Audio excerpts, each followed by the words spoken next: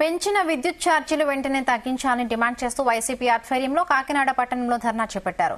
YCP కార్యాలయం నుండి ట్రాన్స్కో కార్యాలయం వరకు ర్యాలీ చేపట్టారు. మాజీ మంత్రి కురసాల కన్నబాబు ఆధ్వర్యంలో నిరసన చేపట్టారు. బాబు షూరిటీ భవిష్యత్తు గ్యారంటీ అని చెప్పిన బాబు ఇప్పుడు షూరిటీ బాబు బాధుడు గ్యారంటీగా మార్చారని విమర్శించారు. మాట తప్పి మడమ తిప్పి కూటమి ప్రభుత్వం ప్రజలను మోసం చేసిందన్నారు. తక్షణం పెంచిన విద్యుత్ ఛార్జీలు తగ్గించాలి, లేని పక్షంలో రాజీనామా చేయాలని డిమాండ్ చేశారు. ఈ ప్రభుత్వం సూపర్ 6 హామీలతో సూపర్ 6 మోసాలు చేస్తోందని ఎద్దేవా చేశారు.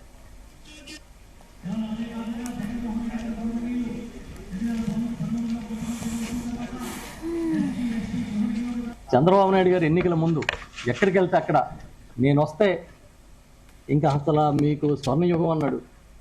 ధరలు పెంచడం కాదు తగ్గిస్తానన్నాడు, ఛార్జీలు పెంచడం కాదు తగ్గిస్తా అన్నాడు.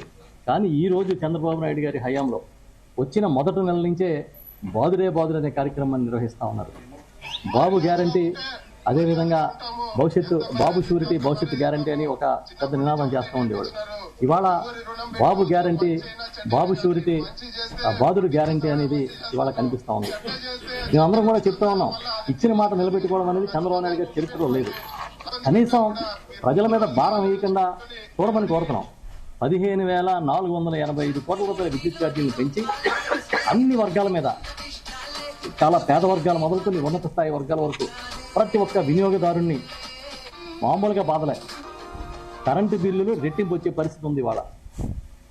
దీంతోపాటు ఇంకా వ్యవసాయ విద్యుత్ కనెక్షన్లు అంటే ఇవ్వడం మానేశారు, దరఖాస్తులే తీసుకోవట్లే.